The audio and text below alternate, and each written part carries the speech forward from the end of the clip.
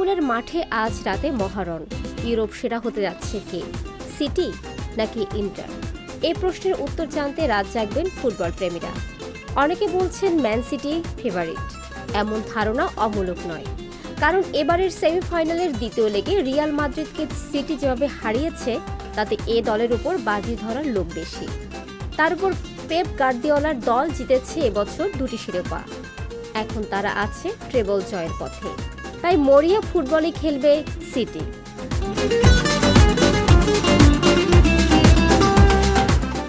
সিটির জয় নিয়ে যারা প্রায় একেবারে নিশ্চিন্ত, তাদের একটু অপেক্ষায় থাকতে বলেছেন ইতালি খ্যাত কোচ আরিগো সাচ্চি।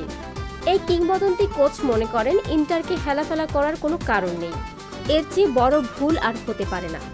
ম্যানচেস্টার সিটিকে শক্তিশালী মেনে নিয়ে চ্যাম্পিয়ন্স লিগ ফাইনাল সম্পর্কে এই কোচের মূল্যায়ন, ইস্তাম্বুলে গার্দিওলার দলকে যথেষ্ট ঘাম ঝরাতে হবে।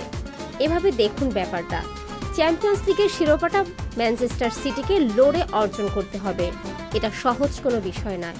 মাঠে ইন্টার মিলানের বিপক্ষে প্রচুর ঘাম ঝরাতে হবে সিটির খেলোয়াড়দের। কারণটা পরিষ্কার, ইন্টার মিলান এমন একটা দল যাদের সামর্থ্য আছে মাঠে যে কোনো দলের সবটুকু বের করে নিয়ে আসার, প্রতিপক্ষের জন্য সমস্যা হয়ে ওঠার।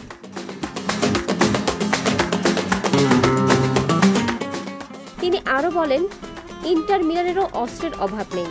Romelu Lukaku, Lautaro Martinez, Edin Dzeko, Nicolo Barella, Joaquin Correa প্রতিপক্ষকে ছত্রখান করে দিতে পারেন যে কেউই। দলটা এ মুহূর্তে শারীরিক ও মানসিক দিক দিয়ে খুবই ভালো অবস্থায় আছে। এজন্য কৃতিত্ব দিতে হবে ইনজাগিকে। খুবই ভালো কোচ, তিনি দলকে গুরুত্বপূর্ণ সময়ে দলকে দারুণ দিক নির্দেশনা দিয়েছেন।